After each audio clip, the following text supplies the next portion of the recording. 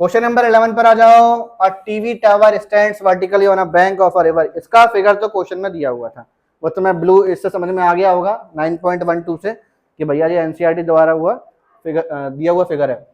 मैं direct figure को समझाता हूँ क्योंकि तुम्हें पता अंग्रेजी पढ़ना बहुत बहुत बड़े बड़े क्वेश्चन है। एक आध लाइनें पढ़ता हूँ तो बताऊँ थोड़ा छाती में पीर होती है जब, लेकिन इतने बड़े बड़े पैराग्राफ आते हैं ना तो लगता है पढ़ते पढ़ते समझ रहे हो कि नहीं समझ रहे हो, तो वो डर लगता है थोड़ा सा। मैं अंग्रेजी पढ़ता नहीं, वो फिगर क्वेश्चन सारे रटे हुए हैं कि इसमें करना क्या है। डायरेक्ट फिगर समझते अपन है क्या। ये एक नदी है, ध्यान रखना। बीसी क्या है? एक नदी है। उसके एक किनारे पर एक टीवी टावर लगा हुआ है और उसके दूसरे किनारे से एंगल ऑफ एलिवेशन कितना है? फिगर समझ लो, क्वेश्चन तुम खुद भी कर सकते हो। फिगर समझ लो, ये हमारे पास एक नदी है, उसके एक किनारे पर बेटा टीवी टावर है, दूसरे किनारे से उसके टॉप को देखने पर एंगल ऑफ एलिवेशन कितने डिग्री का था।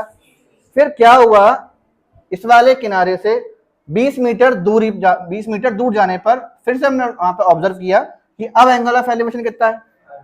तो क्वेश्चन में दो चीजें पूछी हैं और वो दो चीजें कौन कौन सी है कि इस टीवी टावर की हाइट कितनी होगी, और चीज नंबर सेकंड वो क्या है, नदी की विड्थ कितनी होगी। जो रिवर है ना वहां पर, उसकी हमसे विड्थ पूछी जा रही है इसमें, ठीक है। कैनाल वर्ड उन्होंने यूज किया यहाँ पर। अब हम यहाँ पर लिखेंगे in triangle A B C. Triangle A B C में एंगल बी कितना है? एंगल बी कितना है? 90। तो हमारे पास यहाँ पर tan theta is equals to perpendicular upon base tan theta. Theta कितना है? 60। परपेंडिकुलर कितना है? और बेटा बेस कितना है इसका? BC। tan 60 की value √3 AB upon BC। BC को यहाँ लेके जाओगे तो √3 BC is equals to AB। बोलो कोई डाउट? कोई डाउट तो नहीं है इसमें? अभी हमारे पास आंसर, कंप्लीट आंसर नहीं आया है, थोड़ा बहुत जो आ गया वो तुम्हारे सामने लिख दिया। अब हमें यहाँ पे दूसरा वाला ट्राइंगल लेना पड़ेगा, ट्राइंगल ABD। तो मैंने यहाँ लिखा in triangle ABD angle B कितना है इसमें? 90। तो फिर हमारे पास यहाँ पर tan theta is equals to perpendicular upon theta कितना है बड़े वाले ट्राइंगल का? थीटा कितना है बड़े वाले ट्राइंगल में? 30। तो हमने यहाँ पे कितना लिखा? 30। परपेंडिकुलर कितना है? AB और बेस कितना है? BD। यहां से लेके यहां तक BD। बहुत बिगड़ गए हो तुम लोग यार, ऐसा नहीं होना चाहिए। अब BD लिखा हुआ, तुम लोग वही मिंडल पे पहुंच जाते, सिगरेट पे पहुंच जाते हो। tan 30 की वैल्यू कितनी होती है? 1/√3 AB अपॉन BD। वेट सुनो बेटा, यहाँ BD लिखा हुआ है ना, इस BD लाइन को मैं BC प्लस CD बोल सकता हूँ, बोल सकता हूँ ना, BC प्लस CD। तो मैंने इसको क्या लिखा? BC plus CD। अब आगे देखो, BC प्लस CD का 1 से मल्टीप्लाई करो तो कितना होगा हमारे पास यहाँ पर? BC प्लस CD है ना, BC plus CD is equal to, मैं √3 का AB से किया तो √3 AB। अब कुछ वैल्यूज वगैरह अगर गिवन हो तो पुट कर दो, क्या बुराई है। तो यहाँ देखो ध्यान से, CD कितना था? 20 हमारे पास है ना, और AB की भी वैल्यू है मेरे पास।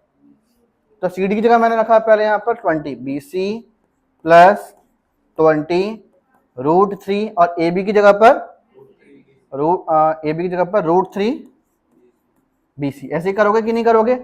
बगल में रीजन देना पड़ेगा इसका, ठीक है। आगे देखो, BC प्लस 20 √3 का √3 से किया तो 3BC। अब BC को यहां लेके जाओ, 20 is equals to 3BC minus BC। 20 is equals to 2BC, और 2 डिवाइड में जाएगा, 2 डिवाइड में जाएगा हमारे पास यहाँ पर, तो फिर क्या होने वाला है?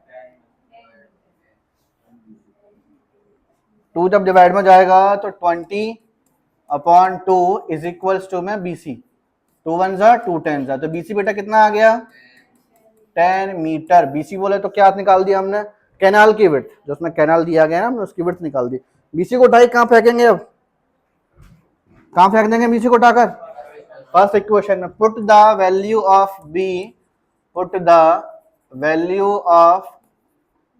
BC in equation first. तो देयरफॉर फर्स्ट इक्वेशन में था √3 BC is equals to AB। मतलब A B is equals to √3 BC, और BC कितना है, √3 की वैल्यू। अब होशियार हो गए बेटा तुम, अब तो आग लगाने के लायक हो गए।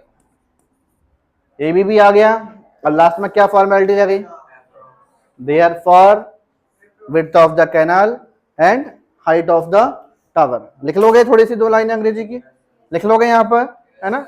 आगे वाला क्वेश्चन करें फिर।